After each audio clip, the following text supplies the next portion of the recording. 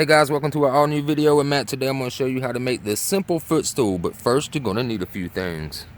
Alright guys, so to get started on today's project, you're going to need some 2x4 lumber, some 2x6 lumber, and both of those can be scrap boards, it doesn't matter. You'll need a miter saw, a tape measure, a pen or pencil with a speed square. You'll need to get some impact gun with some screws, a hammer and nails, wood clamps, propane torch, a wire brush, stain or paint of your choice, a number 10 countersink bit, and a drill. And as always, safety first guys. I recommend having some safety glasses, a dust mask, nitrile gloves if you're using stain, and a fire extinguisher nearby for when we're torching the wood. And our cut sheet today guys is we are going to need 4 2x4s at 12 inches, 2 2x4s at 12 1/4, 2 2x4s at 9 1/4, and on your 2x6 boards you just need to have 2 cut out at 17 1/4 guys. Alright, so let's get started on making the bottom frame. So what I want you to do is take all your 2x4 pieces by size, and I want you to group them up. So I want you to have 1 and 1, and then I want you to have 1 and 1 like that, and then 2 legs right there, and then 2 legs right here. So those are your 2 groups. That's how we're going to put them together first before we join them all together. Alright, so the first step that I want you to do guys is take one of your shorter 9 1/4 boards. Alright, you want to stick that just like that right there. Then you want to take your side board, it's like 12 1/4, and you want to go ahead and put them together like that right there. Now what you need to do is go ahead and either, if you need to, use your wood clamps to clamp this together, but go ahead and attach this with either nails or screws. Alright, so once you attach this corner right here to this piece, what you'll need to do is take 2 of your leg pieces, right, and get it to where you want it, the best sides, you know, facing outward. Right, so what we're going to do then after we attach them two is we're going to take both our legs and we're going to go ahead and shoot some screws or nails into the inside right here, but make sure we don't come out the other side. So you might need to check your screw sizes on that. Then what we're going to do is line up our other leg over here at the end, just like this right here, and we're going to go ahead and attach that. Right, so once you completely build that, we'll stick this part to the side. Then you'll need to redo that again, but opposite. Right, so you'll make sure you want to go ahead and get your piece built just like that right there, and then attach your other 2 legs on the ends just like that. Then we'll be ready to put our frame together guys. So let's go ahead and get all of that attached real quick. Quick little tip that I like to do guys, instead of putting this all on the table flat like that right there, a lot of times with these scrap wood projects you wind up with a little bit of beveled cut. Sometimes it just happens, you know. So instead of building it flat on the table, because we know the wood, the 2x6s can cover up any boo-boos up there, the way I like to do it is after I build my top L frame like here, I like to line my board up right here in the corner, make sure it's nice and flat. Right, then I'll go ahead and take a wood clamp and clamp that in place first. Then I will take my other leg and go ahead and lay it flat down on the table, and I adjust it until it's flat and standing on its own, just like this right here. That way you know it's going to be nice and smooth and flat. And then just go ahead and clamp that side in place once you get it holding up on its own, and shoot you a few screws or nails in there guys. Alright, so now that we've got both of our frames fully built, now what we can do is join these 2 pieces together guys. And if you'll notice, I left just 1 screw on the side pieces right here on your shorter piece. That way we can adjust up and down if we need to line it up nice and straight. So what you want to do is go ahead and get this one side lined up just like that. Alright, and then you can go ahead and shoot you some nails or screws. I put 2 like going this way, and then once you get that attached, then you can adjust this one right here, get it going nice and level right there and even, and go ahead and shoot you some screws in there, and then the bottom frame will be built. So I'm gonna go ahead and do that now, then we'll prep to get ready to torch the base only guys. We're just gonna do the base. Alright guys, so we got our propane torch now, we got a little fire extinguisher on standby. So what we're going to do real quick is just go over the entire base piece guys, just nice and even. Don't want to try to set it on fire, but it's okay if it catches on fire a little bit. You can just blow it right out just like that right there. Alright guys, so go ahead and get your entire piece charred down.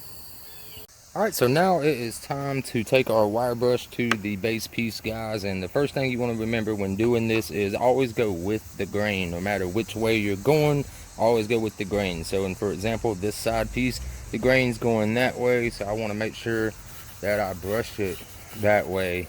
That way it's going to make the grain pop and not have it all looking all wild and stuff. And then, like for example, these legs, the grains go up. You want to make sure that you brush it that way. So we're going to go ahead and get started on brushing this down, and then we'll be back when we finish. Alright, so real quick, I'm just going to show you a quick example of what happens when you do brush off the soot. So you know that we did all the sides on the top. So take a look at that, guys. Instead of it being all black and charred out, when you brush it down like that, it brings the grains to the surface and gives it that nice brown look right there. Almost like it is a walnut wood, guys. So check this out. Here we go. And notice it's going to go from the black soot, and that's all that's basically you're doing is rubbing off that black soot.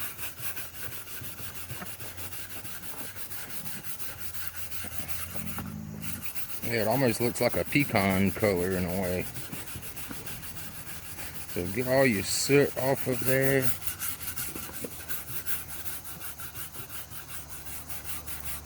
Alright, so that's like an example of what happens when you scrub it down after going over it with the propane torch. So like I said, we're just going to keep scrubbing on this thing until we get that part done. Alright guys, so now that we are ready for our two tops, the options are up to you. You can go ahead and sand this down really nice and smooth, or you can just leave it as is. It doesn't really matter, as the top is where your feet's going to be sitting and resting on. But yeah, it's time now to go ahead and either paint it or stain it, whatever you're going to do with it now. So let's go ahead and jump on that. Alright guys, so people are always giving me like half empty cans of these different colors of paint all the time. So I got this kind I've been trying to use up. It really dries nice. It looks different right now because it's real dark and wet in there. But when it dries, it gives like a nice kind of like light green color and stuff. So I'm just going to use that for mine. Alright guys, so the next thing I want you to do now is to envision that this is the bottom parts, the side that you don't want facing up on your base piece, right? So pretend these are your back sides right here, the sides that you don't want showing, basically the uglier side, you could say. And what I want you to do quickly is just take a speed square, simple thing, and a pen or a pencil, and then like one corner right here, I'm going to come down and I'm going to mark it at 1 inch, just like I did right here. And then I'm going to come over here and mark 1 inch this way, guys. So you see that little corner that it made right there for you? That's going to tell you exactly on your base where you need to set that board at, so that you have a 1 inch space on the edge on both sides, right? So you want to make sure that you mark this corner, you want to mark this corner, and you want to mark these two corners up here, guys, with your 1x1 measurements.